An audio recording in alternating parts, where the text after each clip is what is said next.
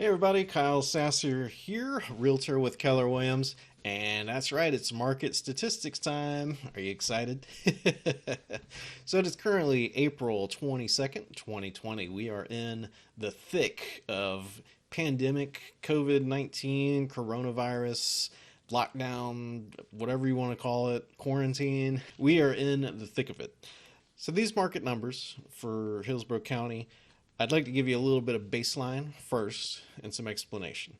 One is that I don't think these numbers are very applicable to the current state of things because these numbers lag behind for a month. So it's currently near the end of April, and these numbers are for March. And if you remember, early in March, we weren't too worried about pandemics and all that stuff. Everyone was going to work still, and everyone was going out to eat, and it was a nice time. It was a nice memory. So there's been a lot of changes since this. The other thing is a lot of these statistics they're lagging statistics. So when we look at like median sales price, average sales price, number of sales, those numbers are actually indicative of what happened in February. So a lot of these numbers are actually 2 months behind. And the reason why is because a real estate contract usually takes, if you're doing any sort of financing, which most people do, a real estate contract naturally takes about 30 days to complete. That median sales price and average sales price is based off contracts that were actually written in February. Keep that in mind. There's a couple parts of this that I do think are relevant, and that's going to be the number of new listings, the number of pending sales, and the total number of active inventory. I do think that those numbers are critical, and I'm going to definitely dive into those.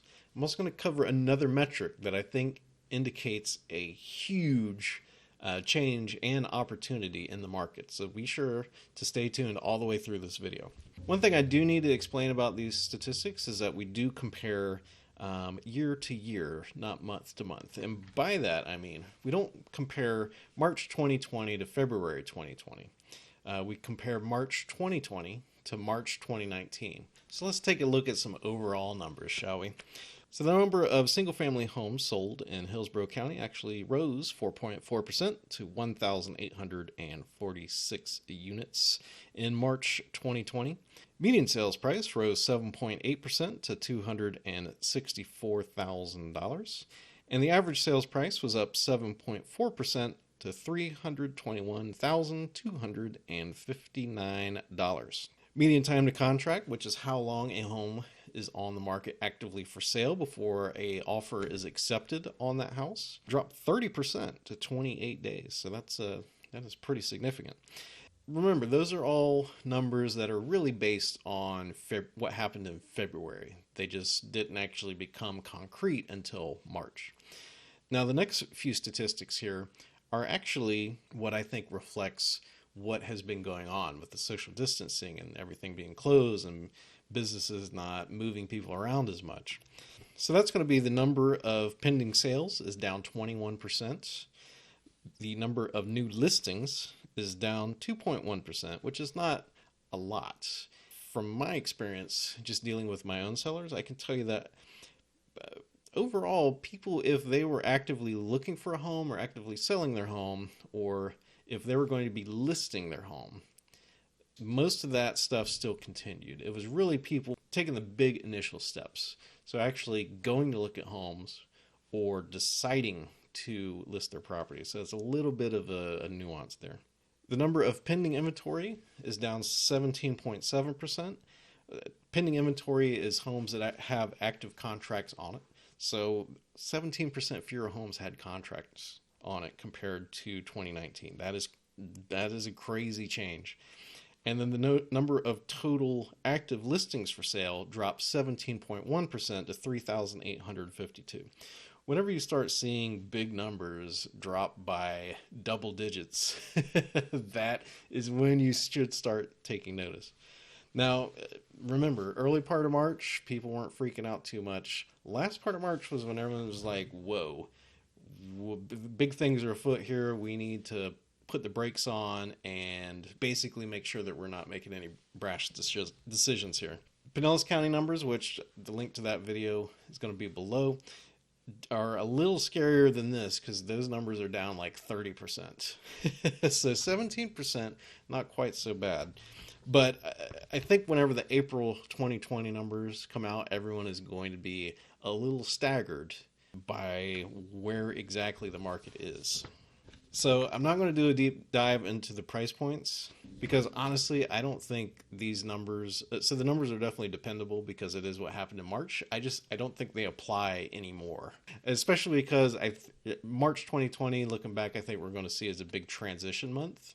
I can only tell you what's going on right now, which I'm going to go over a little bit later because I do have daily statistics, which not every realtor does. I actually went and manually got those myself out of the MLS. So you can see there by looking at those numbers, and you have to take it in context with what's going on currently. Because just looking at those sales numbers, you would think that this is all continuing as it had been for the previous few years. But the fact that new pending sales, pending inventory, and the total number of active inventory is all hugely down. A third. We have lost a third of inventory of new listings coming on the market compared to 1 year previously. And I can tell you personally from my experience, I have many sellers that they were ready to go. We were literally 2 to 3 weeks from listing, and I called them to follow up once all this stuff started happening. And they're like, hey, we're in that at-risk demographic and not really feeling too comfortable with putting our property up for sale right now.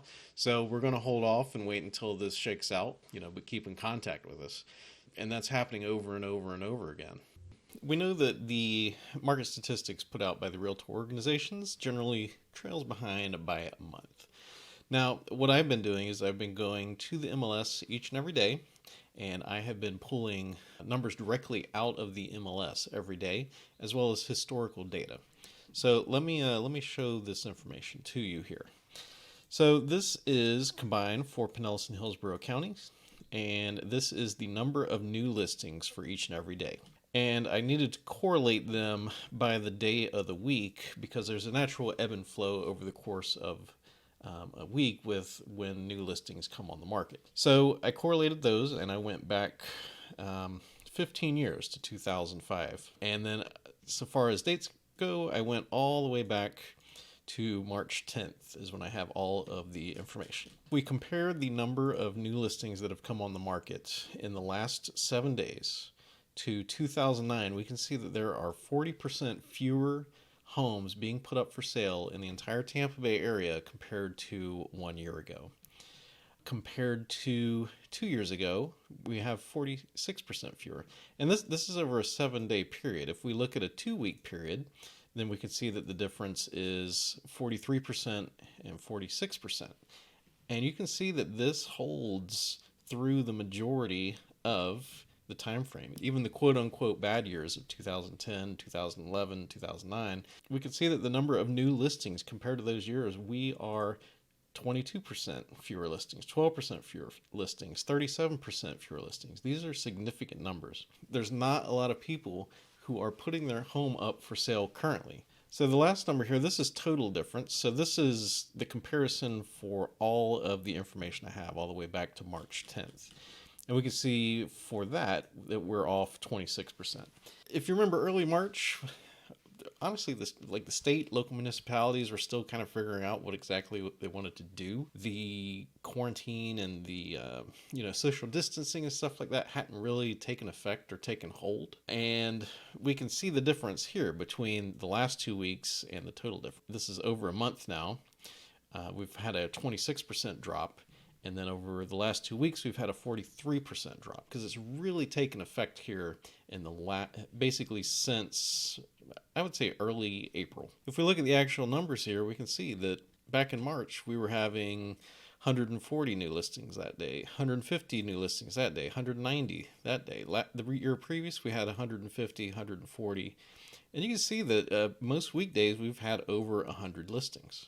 Currently, though, we're currently at 80 listings, 58 listings, 95 listings. So that's where the difference is coming from. Now, it absolutely makes sense. To me, this is structured a lot like a hurricane. So whenever Irma came through, we definitely saw a drastic reduction in the number of new listings during that time period. Now, as soon as Irma passed and things opened up again, we saw those numbers rebound rapidly. And Honestly, I think that's what's going to happen in this case. So we're down 43% currently. But whenever, we relax the social distancing stuff, whenever people relax a little bit, we're going to see those listing numbers jump back up. So if you want to be one of the few houses on the market, now is going to be the time to do it. These numbers are combined, both Pinellas and Hillsborough County, because I do sell homes on both sides of the bay. A lot of people will complain and they'll be like, oh, well, those numbers are useless because you're combining those together. You need to split those up into Pinellas and Hillsborough County. Well, if I split it up into Hillsborough and Pinellas County, then why not split it up into cities? St. Petersburg definitely sells a lot different than Safety Harbor does, I can tell you. So the other trade-off with this is loans are a little bit more difficult to get nowadays. Lenders are being a little bit more risk adverse.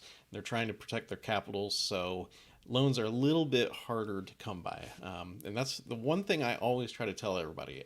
It's always a trade-off. It's never a clear-cut anything. With whatever state the market is in, there's always pluses and minuses for both sides of the transaction, for both buyers and sellers. So loans are a little bit harder to come by. Some other stuff that I know that's going on, VA loans are currently taking quite a bit longer than usual to complete. Just there is a very big backlog of those, which is offset by the fact that you can now qualify for a much larger VA loan, which is cool. But in the current state of things, it's taking a lot longer for those to process. So see, it's always a trade-off there. So these numbers, I put these numbers together because I wanted to know where the market was heading. And this is information that's not really going to show up on the statistics report until May 20th. So unless you've been actively following these numbers, you're not going to know. Now, it's definitely strange because usually real estate moves very slowly until it doesn't. And by that I mean it doesn't usually move by large leaps and bounds until some major event, such as a hurricane, or in this case, a pandemic, happens. And then you start seeing very significant data like this showing up. So what does this mean for you? If you are able to sell currently, then there is absolutely an opportunity to be had here. We are at record sales prices. Prices are higher than they have ever been. And we're also at crazy low inventory. So there's not a lot of competition out there. The flip side is there's not as many buyers, but if ever there was an opportunity to take advantage of limited competition, this is it. If you are in one of the high-risk demographics, which please go look and review the CDC guidelines and see if you are in one of the high-risk demographics for coronavirus. If you are, then please, by all means, do what is best and makes you comfortable. If you're not comfortable putting your house up for sale currently, then by all means don't. I promise you the real estate market will be here whenever all this stuff is over. You'll still be able to sell a house, I promise. I can't say where the price is going to be just because nobody knows how long this is going to take to resolve. But rest assured, it'll be there, and there's going to be a great realtor here who's ready and willing to help you sell your house as quickly as possible, and of course for the most money. But if you are comfortable with listing your house currently, with the state that the market is in, with a very low amount of homes available for sale, people are still buying homes, I can promise you. Like I've gotten multiple calls today from people looking to buy. And with those record high prices and limited competition, that is a golden opportunity to get a house sold very rapidly. We do have some protocols that we have put into place to help mitigate the risk of transferring coronavirus, both for the seller as well as for the buyer and agents as well. I know, like, I don't want to get sick. First off, we don't do open houses anymore. Honestly, all the sites shut down open house listings. And so you can't even find open houses on Zillow or Trulia. And honestly, the MLS took that section away as well, so we can't even schedule them. So there's no open houses, so you're not going to have a lot of people coming through the house at once. So far as showing goes, the first thing that I do, at least, is that I do a thorough job of screening the buyer, because we really don't want a tire kicker or someone who's unsure, someone who is not going to be able to buy the house, someone who is basically just trying to get a feel for the neighborhood, you can get a feel for the neighborhood by driving the neighborhood and looking at pictures. The only thing that makes sense with current conditions is to only have people coming into the house for showings that would actually be willing to make an offer on that house within 48 hours. Like, they have to be, if the house ticks all the boxes, then they need to be ready to put an offer in. So we make sure that that's the case. Everyone that comes in the house, either agents or buyers, all of them need gloves as well as protective masks of some sort. Now, obviously, there's a shortage of N95 masks, so it might be a face covering or one of the hand-sewn ones, or just a surgical mask. Maybe even bandanas. I've seen a couple people come in with those. It's just something to limit that transmission possibility. With those mitigation facts, that eliminates a lot of the risk potential from the current situation. And I can tell you, real estate transactions are still happening. Inspectors are still going out and inspecting properties. Appraisers are still going out and appraising properties. Contractors are still going out and doing repairs or updates or giving estimates and stuff like that. Realtors are definitely still showing and listing houses. I can promise you. Title companies are still open. One of the interesting things they're doing, so instead of the big to-do, which is kind of a bummer if you like a little bit of pomp and circumstance, but so title companies, you can do either mobile notarizations where someone can come meet you and you can do your disinfectant routine, wash the hands, and they're very limited exposure and risk. Another option is drive-through signings. I know the title company my wife works at, they offer that. So basically, you sign everything that you can electronically. If you have any questions about the documentation or anything like that, of course, you can make phone calls and ask and all that stuff. And then for the few documents that might need a actual wet signature on paper, you schedule an appointment, you come through, the title representative comes out with a clipboard, you sign all the documents right there, hand the clipboard back, and that's that. The third thing that they can do, which now only a few title companies can do this, and my wife's title company is one of them because they're awesome. But it's called remote online notarization. And what that is basically you can sign all the documents at your home or wherever you're at, and all you need is basically some sort of video camera or conferencing where you can meet face-to-face virtually with a notary to accomplish the signing of those documents. It's very cool. So it's technically possible to completely conduct a home selling or a home buying operation without actually having to meet anybody face to face. So very, very cool. If you're not comfortable with the risk, if it's not a good fit, if you'd rather wait, that's perfectly fine. As I said, the real estate market's going to be here when all this resolves. And I promise you, God willing, that I will be here as well to help you along in the process. So that's kind of what's going on in the market. If you would like to receive these reports emailed to you, I'd be happy to do that. You can hit the contact button down below. There should be a sign up there where you can you'll receive these market statistics as soon as I get them. If you would like me to help you either purchase or sell a home, I would, of course, be happy to do that. You can reach me directly at 813-323-7396, or you can give me a call at kyle@sassergroup.com. Going to put a link to that below, as well as like a contact link if you'd rather just go there. Feel free to leave me a comment below.